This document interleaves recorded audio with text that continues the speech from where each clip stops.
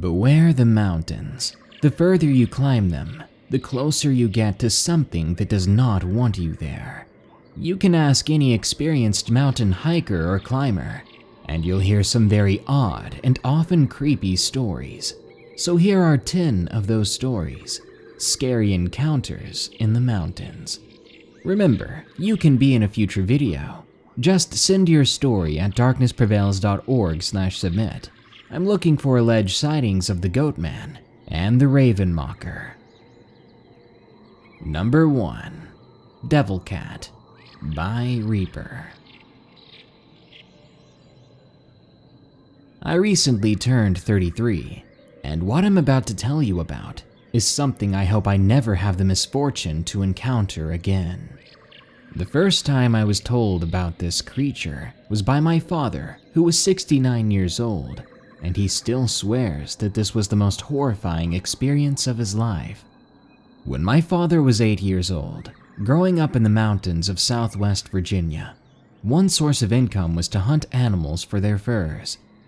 Of course, the remainder of the animals did not go to waste, seeing as how various wild animals were always on the menu. One summer night, around the middle of June, my father and my grandfather, along with a couple of my family members, got together and set out on a hunt. This would prove to be a night none of them would forget. My grandfather had just gotten a pair of hunting dogs a few months prior, and they were some of the best he had ever owned. According to my father, they weren't even scared to face off against a bear.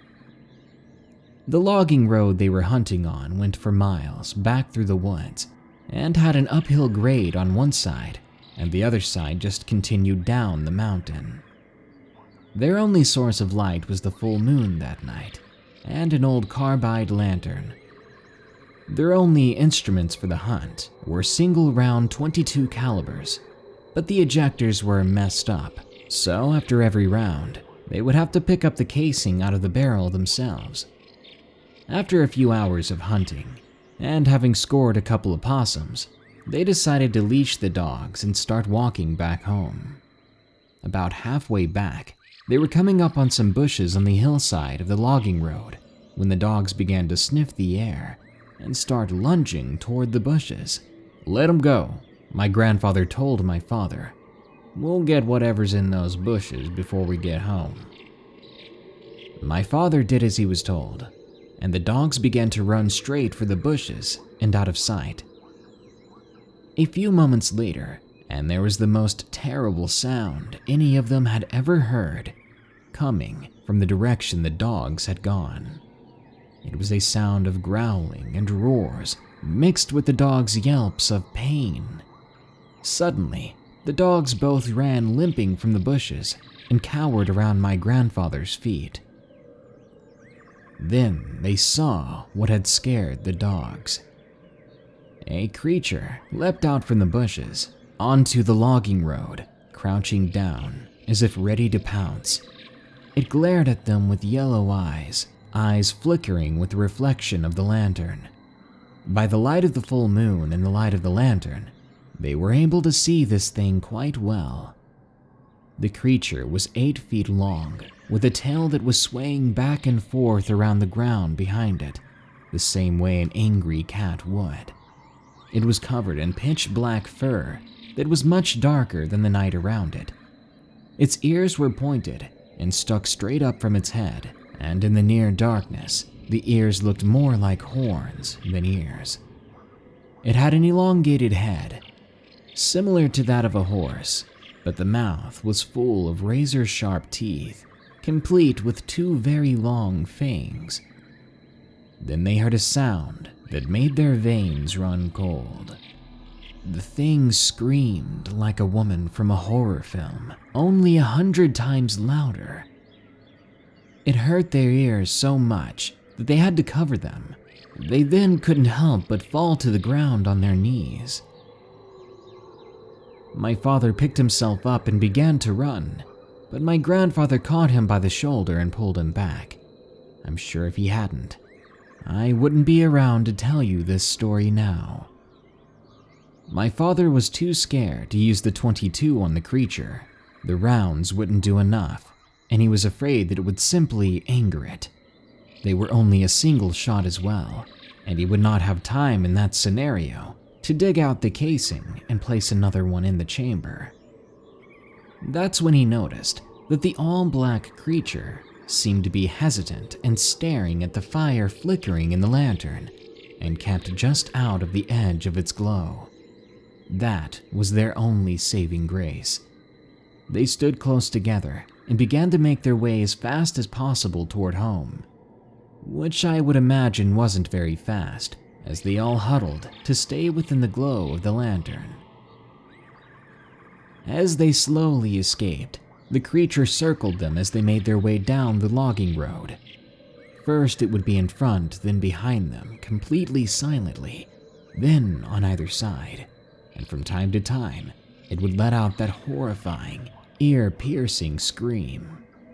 When they reached the edge of the woods, they all started running toward the house as fast as they could and ran through the front door, slamming it behind them. My father, the last one in, locked the door and went to the living room window to look outside. And there, in the front yard, was the black, cat-like creature. It was pacing back and forth, glaring at the house with those yellow eyes, screaming that terrible scream again. None of them slept that night, and none of them were brave enough to leave my grandfather's house until sunrise. It was the only time my grandfather ever let the dogs stay inside overnight. They would never hunt at night again, and no one in the family would hunt in that part of the woods either. Over the years, several members of my family have seen, heard, or have been chased by a similar-looking creature in those mountains. Cousins, uncles, even my own brother have seen it and have been extremely shaken by the experience. I'm in no hurry to come across the thing, but if I ever do, I hope I'm carrying something far more powerful than a single round, half-broken .22. Number 2. Evil Entity by Helen T.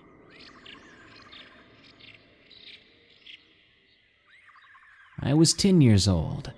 When I was that young, every summer me and my family used to visit my grandpa for a couple of months. He lived way up in the mountains. It was a great and beautiful place, except for the house itself. Specifically, the second floor and the top of the stairs. I seemed to be the only one in my family who had noticed the strange happenings. One rainy day, when I was all alone in the house, I was in the kitchen making a snack when I suddenly heard a noise, like someone was walking around upstairs. It scared me something fierce, because I knew I was alone at the time. But still, I yelled out, "Hello," to see if someone had come home without me noticing, but there was no reply. I went up to look, and I saw that the upstairs was empty. I went back down again and continued to make my snack. Then I heard the noise once more, somehow scaring me more than before. I slowly checked again.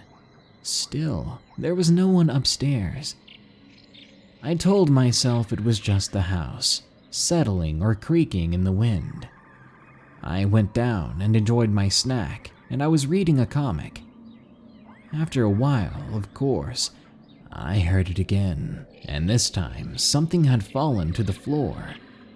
Now I was shaking, and it seemed to take me ages to bring myself up the stairs to check again.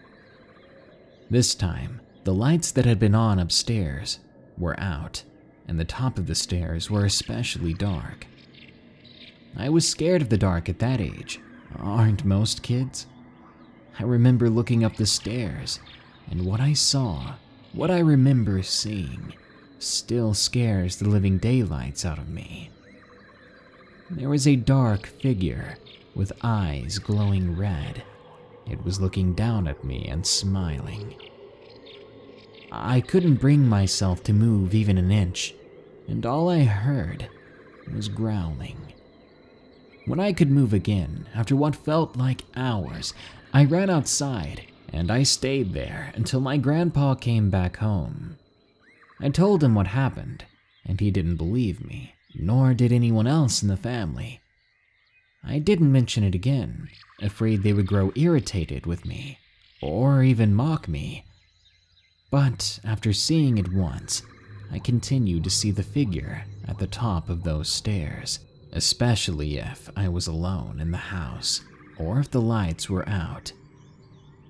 Years later, I found out that the house was built using logs that had been used to hang people. And all of those logs specifically were used to make the entirety of the upstairs floor. Needless to say, I've never been alone there again. Nowadays, my aunt owns the house on the top of the mountain, and even now, I can still remember the evil shadow upstairs, and I don't like going up there. When I do have to visit, I use one of the nearby cabins to sleep in, keeping me far and away from the demons squatting upstairs. Number 3. Demon Encounter in New Caledonia by Prevails.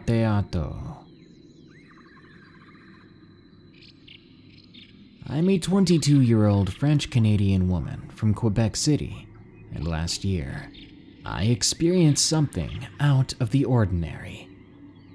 I was studying in Tahiti, French Polynesia, for about 3 months, when I decided to take part in a 2-week field trip to New Caledonia, organized by my host university.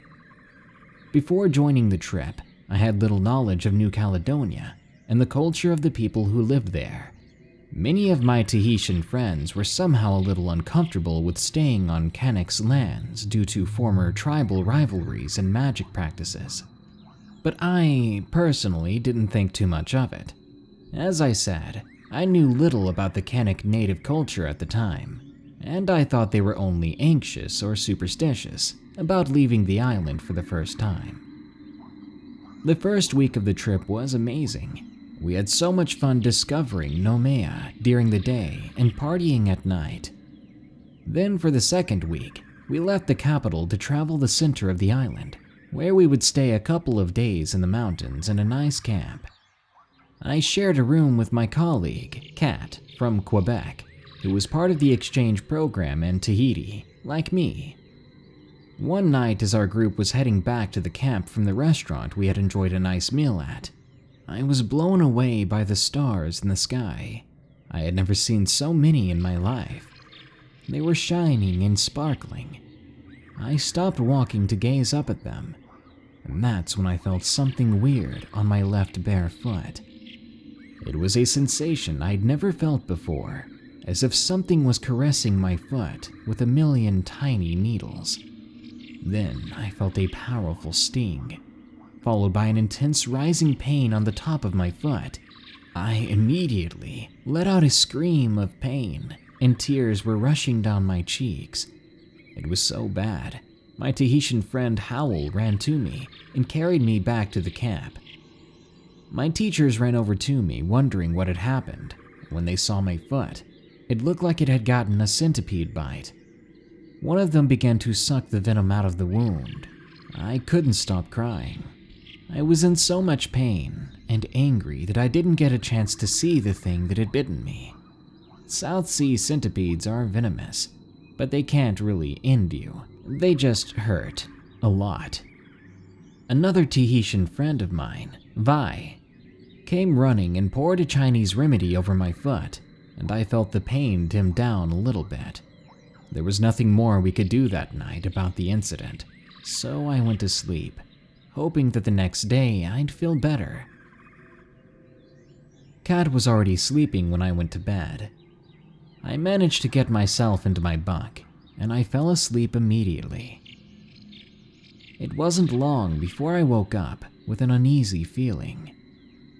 I opened my eyes and saw an imposing dark figure in the right corner of the room. It was standing in the dark just before the door. When I saw it, fear invaded my body. I tried to scream to wake up Kat, but all I could do was squeak a near silent noise. I was totally aware of my surroundings, and I could see her sleeping in her bed, completely unaware of the situation. I couldn't move at all. I was completely paralyzed. My attention was turned towards those two red eyes coming from the figure. I couldn't see its face, but this thing, this creature, definitely was no man. I remember its arms being so long that it could touch me without even moving closer to my bed. And that's what it was doing. It was caressing me with long, clawed hands. I could feel tears running down my cheeks as I felt it happen. Panic was rising in my mind. It caressed me like that from head to toe for several moments. Then, as it began to claw harder and more violent, my Tahitian friend Vi entered the room unexpectedly, and as soon as he did, the thing disappeared in a quick puff and was gone. I immediately sat up screaming and panicking. Vi had been on her way to check my foot and give me Tylenol. When she asked what was wrong with me, I told her what I had seen. She didn't believe me and laughed it off, claiming that I was just delirious from the bite. But it felt so real. No need to say that I didn't sleep well that night. I've never suffered night terrors before or sleep paralysis, and that's why I keep thinking that I encountered something else that night, something more than a fever dream. Maybe it is linked to the centipede bite.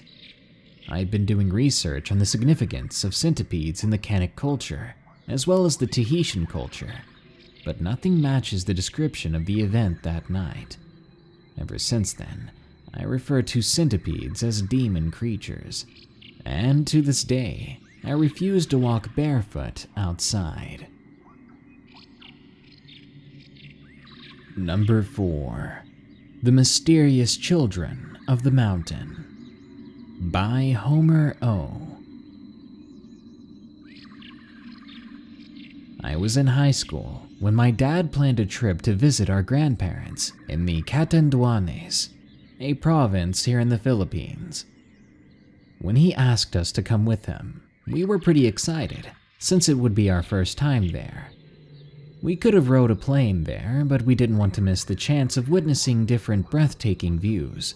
So we rode a bus for 11 hours, a boat ride for 4 hours, and another bus ride for 5 hours from the port to our grandparents' house. Oh, it was a day's worth of travel. Exhausting, but well worth it. They were so surprised and delighted when we arrived. My dad knows how fascinated I was with tales of the supernatural back then. He mentioned that my grandparents had a lot of stories to tell, so I kept bugging them during dinner that night, until finally they started talking. I eagerly listened to their story. My grandpa came from a family of fishermen and farmers here in the mountains. He remembered one night when he was just a small child. His dad woke him up around 2 in the morning to prepare things needed for fishing. Still confused and half asleep, he slowly got up to help his dad. He carried the fishing rods on their way to the beach. There, they got on a small boat and paddled their way into the open water. They decided to anchor near the foot of one of the mountains and cast the bait into the water. They were on that boat for nearly 2 hours, but they hadn't caught anything so far. Not a single fish was taking the bait. My grandfather was being a kid, was getting cranky and insisting on going back, when, all of a sudden, near the top of that nearby mountain, there were torches, followed by the sound of distant children's laughter and playing. My grandpa seemed scared. He was asking himself who might those kids be. What were they doing on the mountain by themselves this late or early? His dad uttered that they may be one of the neighbor's kids. The next thing they heard was a rumbling noise, and the water under them began to ripple. The sound they heard next was like a big boulder rolling down the mountain, but they could not figure out where it was coming from. My grandfather was growing more scared by the second and demanded that they leave or else they may be crushed. His father told him to stay still and to be quiet. All of a sudden, something started pulling on the line. It was a fish. They put it in a basket, and not long after casting bait again, there was another catch. It happened over and over in some sort of marathon. Something was spooking the fish that way, and some of them were so frightened that they were jumping inside the boat, and all they had to do was grab them.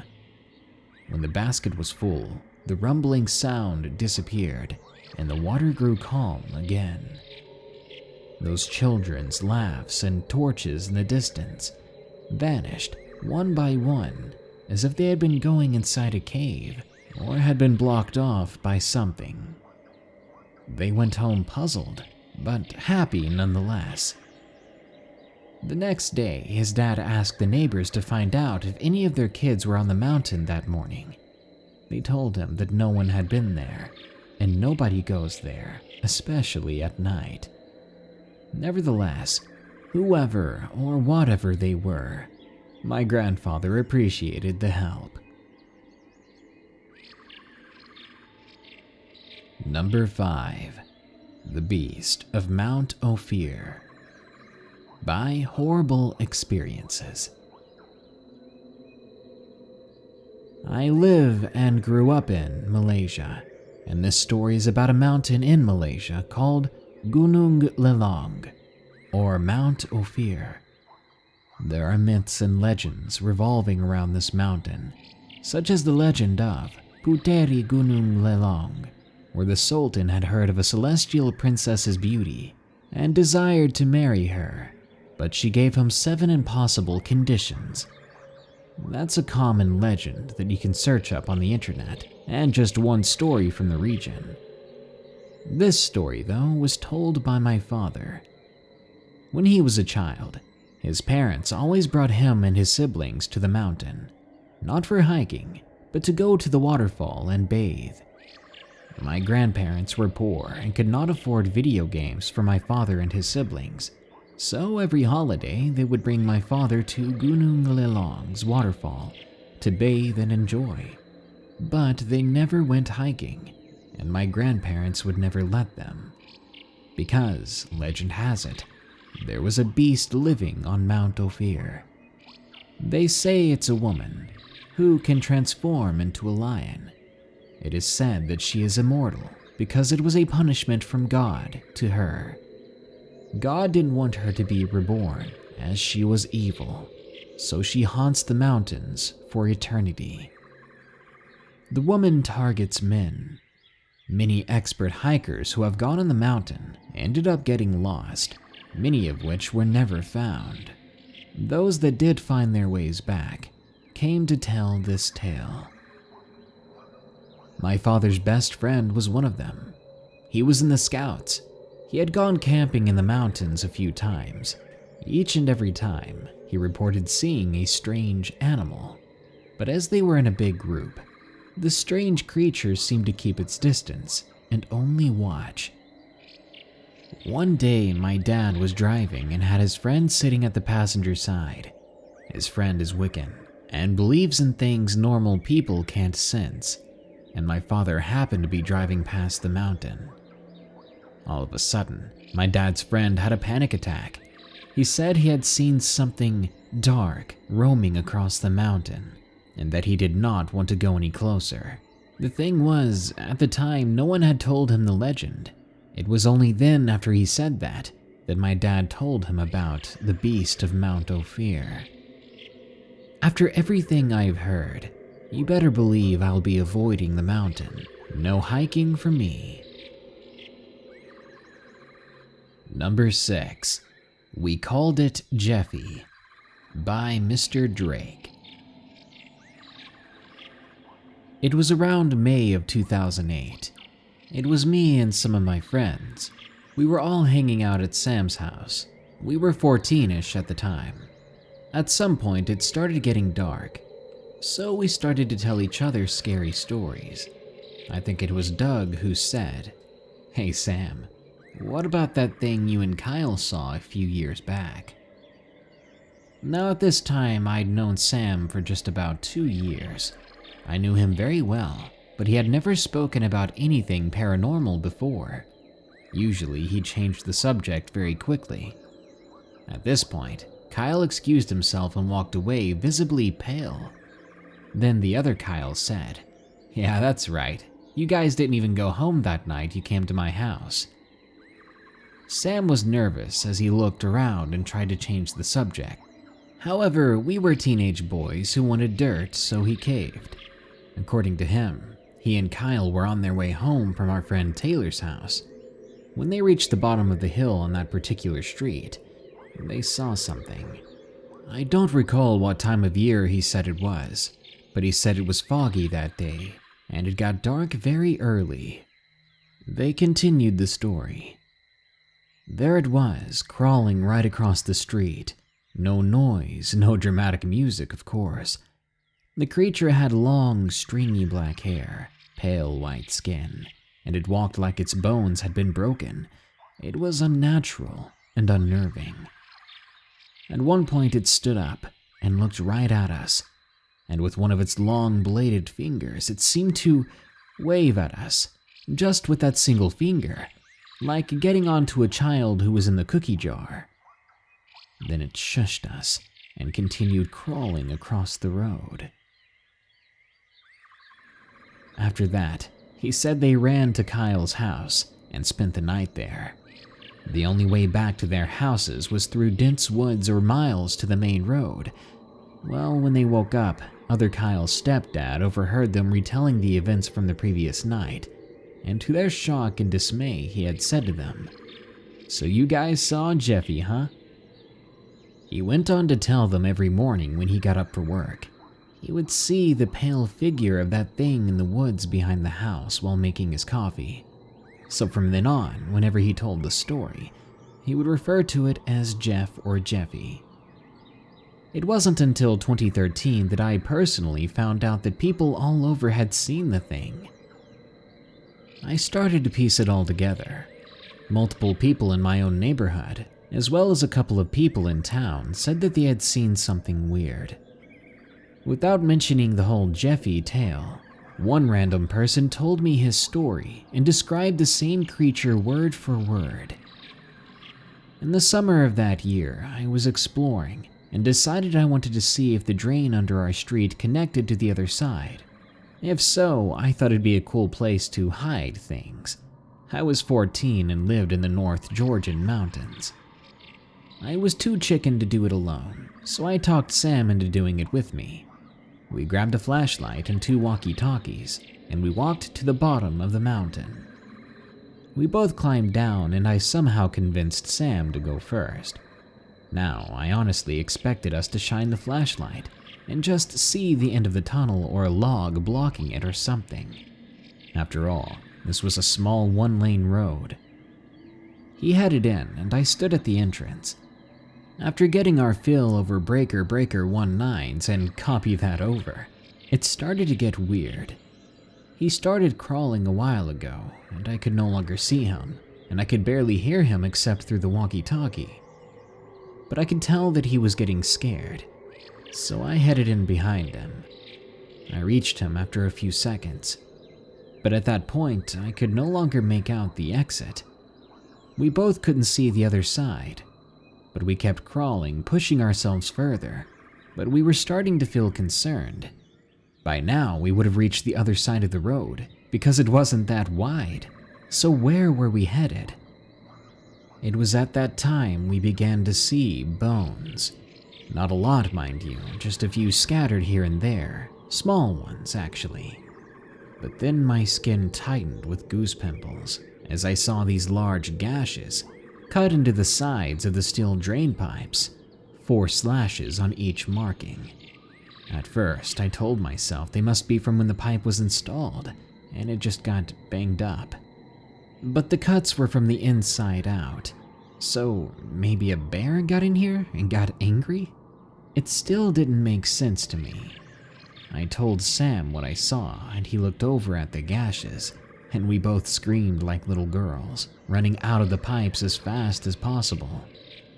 To this day, I still wonder what the slashes are from, and why that tunnel is so long. If you ever see Jeffy up in the Georgian mountains, I would stay far away. His name may be inviting, but those claws say otherwise. Number 7. The Headless Man by James. I'm 15 years old, and I've been hunting for years now. A few years ago, I was staying over at my brother's place. My brother is about 10 years older than me. I stayed at his house, and it was just me and him in the mountains of Tennessee. I've always had some problem with how his house was laid out, especially since there was about 150 yards of trees in every direction. I remember after school one day, it was the weekend, and being as I was fairly young, my father had dropped me off there to spend the weekend with him. When I made it to his place, I crashed on the couch. I was watching TV and had fallen asleep. When I woke up, I just sat there. I was staying up too late on my phone. Suddenly, I heard tapping at the window. It was pitch black out, save for a full moon outside, and I was wondering right away, who in the world would that be? Around these parts? At this time? It was immediately strange. I raised myself up to peer out the window that it had come from, but there was no one there. I slowly sat back down, but the feeling of never being watched never left me. A few minutes later, I heard movement coming from the same window. I went over and looked outside again, and there I saw a man-like figure 50 yards away from the house moving through the trees. I could only barely make out the silhouette of shoulders and legs, but I could not see his head. I was thinking it was some crazy neighbor or something. I went back to lay down, but about 2 hours later, I was looking at the door, unable to fall asleep. It was one of those doors with windows at the top of it. As I sat there gazing at it, but not really looking at it, I saw movement in front of my eyes and realized someone was standing just in front of the front door. I raised up with a gasp. As I continued to see the silhouette from there, my curiosity got the better of me. I figured if I looked out the window and saw who or what it was, that my fears would be calmed down. Surely it was nothing more than a passersby, a stranger taking a really late walk a little too close to the house. But when I looked out the window to the front door area, I saw that it was a man, but he had no head. If he had one, he would be staring right through the window, given his posture. I screamed. My brother ran into the living room. I told him to look outside, that I saw someone there. He looked at the door window, but there was nothing. But still, being cautious, he checked all the windows, then went outside for a bit to look around. But there was no one there. He messed up my hair a little bit with his hand before going back to bed, telling me not to worry. The thing is, a few months after that incident, my brother sold his house, and he would never tell my family why he sold it. But something tells me he may have seen the headless man that I saw that night. Number 8. Creepy Lights in the Sky by Noah. I'm 16 years old and live in Chula Vista, California. It's a beautiful and decent-sized city located near the Mexican border. The west side is by the bay, which has the salty aquatic water, while the east side, where I live, smells like plants, which is by the mountains. Me and a few close friends were having a get-together at a boy's house on the same mountain, who we'll call Jaden for privacy reasons. It was getting dark, and it was winter, so it got dark earlier. The sky was a light baby blue and orangish color by then, and you could see the small crescent moon beginning to show more and more. We headed to the local park to go for a small walk, which was less than a half a mile away. We had to cross a small canyon to get there. Now, this canyon was not very wide, but was approximately the size of a football field. There were always coyotes and possums prowling about there, or mentally unstable men smoking out in public, or doing other worse things. After walking there with some friends for a bit, we returned further up to the top of the mountain, which was near a street where cars would always speed by on. 3 of our friends were down in the cul-de-sac in our neighborhood down a trail from the canyon. Me and my friends Max, Cece, and Wendell were walking up to the top. That's around the time we saw a white light filling up the sky towards the south. It wasn't a car. First of all, we didn't hear anyone pass by for about 5 minutes. And secondly, the type of light wouldn't be able to fill up the sky like that. We assumed it was a spotlight, but there were no structures in that direction that would project such a light. And it was still far too bright to be any sort of spotlight. At the same time, Cece's phone kept turning on and off over and over again. That was creepy since it was a newer model iPhone, which is a Generation 6. It wasn't anything older and would run horribly because of its quality. Then we saw a red light fill up the sky and move as a streak and vanish directly overhead. As I struggled to find an explanation to this, I was getting freaked out. There were no cars passing by, no spotlights or anything like it. Plus, how would a red light light up the sky like that, leaving behind a trail or streak? The red light was even more bright than the previous white one, not to mention Cece's mobile phone. The moment the lights had disappeared, the phone stopped turning itself off and on and was quiet again. A minute later, we met up with some of the friends who were down in the cul-de-sac, waiting for Jaden to return as he took care of some things at his place. They had seen the white flash as well, and also mentioned that they hadn't seen any cars all night. Wendell revealed he saw the red flash of light as well. He said it was sphere-shaped, and he even said it left a trail, so we had seen the same things.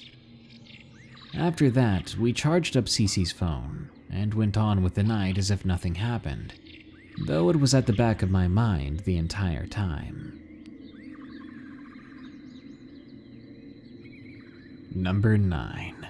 Rock Thrower of Colorado by Jordan P. Several years ago, my dad was in town on a break from work. My brothers, my dad, and myself decided to go on a fishing trip up to one of our favorite mountains, the Grand Mesa National Forest. On the way up, my brothers had made a joke about Bigfoot. You can obviously see where this tale is going. It wasn't uncommon for us to bring up the subject, as we always talked about Bigfoot when we were younger. We were all very fascinated by the idea. Upon the subject being brought up, my brother had said something along the lines of, "It's like your encounter, Dad." I was confused and instantly asked what they were talking about, and so the story begins. The town we live in is the very same town my dad grew up in. Back then, my dad, Wayne, was in his late 20s. He and his friends decided to go late one night catfishing right off the Colorado River. They were fishing right off the bank and had a nice fire going, drinking beers, talking about girls, and who knows what else. About an hour into their late night fishing trip, they heard a very loud splash in the water. Right away, one of the first things they had thought was it must be a beaver slapping its tail in the water. But not long after that, another splash occurred, closer now. "That sounded like a rock," one of them stated. My dad and his friends walked to the edge of the water. They scanned parts of the bank that were not hidden in foliage. My dad looked into the river itself and on the bank on the opposite side. In the middle of the night, the moonlight cast some light, enough that my dad could see movement directly across from them on the other side of the river, even though it was in a dark shadow. At that instant, a large rock landed just short of my dad's feet, splashing him and his friend Chuck. Instantly, my dad knew it had come from the other side of the river. This spot on the Colorado River is well over 400 feet wide. I don't know how many of you have tried to throw a golf ball-sized rock that distance, but it's not easy. River rocks vary anywhere from 2 inches in diameter to 10 inches. The rocks that were being thrown were at least 10 inches in diameter. As my dad and his friends were staring across the river, unable to detect the source of the rock thrower, another stone was hurled directly at them. The group scattered to avoid it as it hit the soil in between them. One of them grabbed the cobblestone, using both hands to do so. Slowly, they all went back to the fire. There was a moment of silence as none of them knew how to react.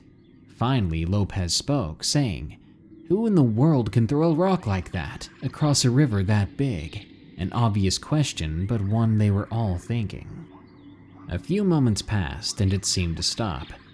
They began to loosen up a little bit, enjoying their beer and almost getting to the point of laughing the incident off, when out of nowhere, John screamed, "Wayne, watch out!" My dad ducked, as yet another large stone came all the way across and hit their fire pit. That was enough. My dad and his friends withdrew their fishing poles, jumped into the truck, and left. They had talked a few times trying to figure out what it was. The verdict was maybe some kids had come up with a big catapult or something, and they were just too well hidden for them to see. Well, you all guessed it. There's a part 2 to this story. At the end of the summer, a friend of my dad's named Tim called my dad to see if he wanted to catfish in the boat that night. Tim had bought himself a new aluminum boat that he kept wanting to fish out of. Reluctantly, my dad accepted, since he had turned him down all summer to hang out. It wasn't because of the previous events that took place, those were pretty much in the past by then. Tim, even though he was a friend, got on my dad's nerves. It was a full moon that night, and they decided to hit the river with the boat. Most of the night had been pretty uneventful, catching a few fish, having a few laughs, and obviously downing a few beers. It was the last leg of their journey when out of nowhere, something hit the boat. It was a very loud ping that shook them both awake in a half-dazed state. "What the heck?" was all Tim could say before there was a loud splash in front of the boat. They both looked around, and it was there that my dad spotted it. On the south side of the river was a large silhouette. The river's pace had them just drifting along, but the moon and sky were clear enough that my dad could see the figure. He said it was big, whatever it was. The large silhouette bent over and grabbed another rock. My dad fired a shot into the air. The figure rose suddenly, and in the same awkward throwing motion, hurled another rock which flew over the boat, splashing behind it. My dad, fed up, fired again, but this time in front of the shadowy figure, not trying to hit it, but definitely trying to scare it. It didn't work, and the figure stayed side by side and pace with them. Tim, being the cowardly type, was freaking out. My dad was scared, but very curious as to what it was, why they were so big, and why they had been messing with them. He would not get his answer though, as the river began to pick up pace, and in doing so, the silhouette sped up its walk in an effort to keep up with them. Finally, the figure just stopped and stared at them. My dad never stopped looking at the figure until it was out of sight. So you might be thinking, okay, your dad told you a Bigfoot story, but there's a problem with that. If you know my dad, he's very down to earth. If my brothers and I tell him a story about how big a fish was that we caught, my dad underestimates the size, even if he's wrong. The point being, he under-embellishes it. Even when he told me this story, he made it sound like it was no big deal. And he's never once said that it was actually a Bigfoot, though he still can't explain who or what it was.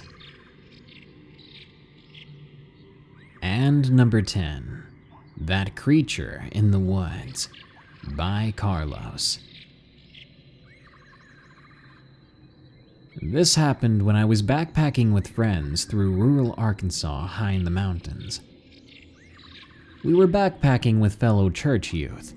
On the very first day, I noticed how quiet it was out in the woods.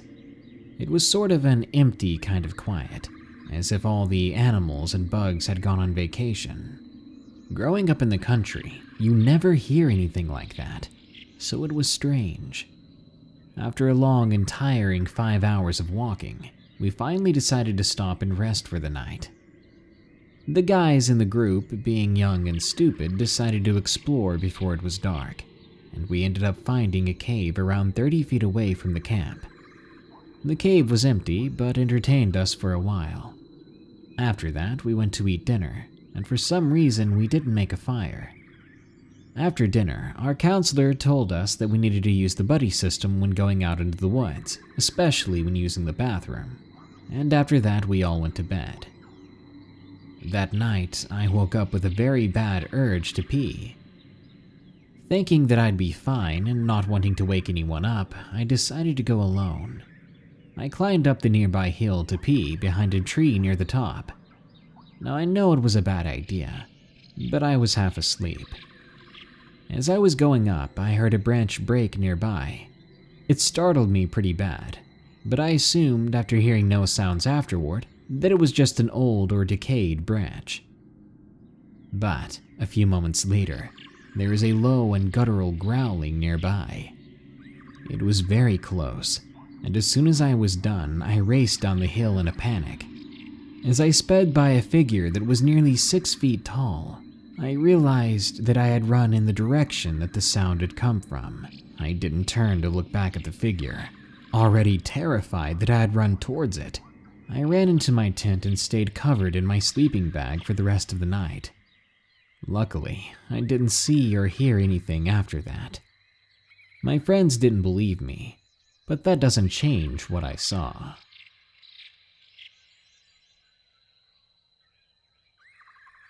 The mountains are a diverse environment, home to all sorts of creatures, and often a fun place to hike and climb and test your mettle. But the mountains happen to be a very good place to hide, especially if you're a rare and dangerous animal or criminal. Keep that in mind the next time you're out in the mountains, before you get yourself cornered in the most horrifying situation. Good night. Be sure to like, share, comment, and subscribe if you enjoyed the video. Don't forget to send me your Goatman and Ravenmocker encounters at darknessprevails.org/submit. If you want to support my channel further, you can do so for free by downloading my app Spooked on the Google Play Store for free. Or if you have a bit of cash, you can go to patreon.com/darknessprevails. Donate any amount and you'll get your name in the credits at the end of these videos.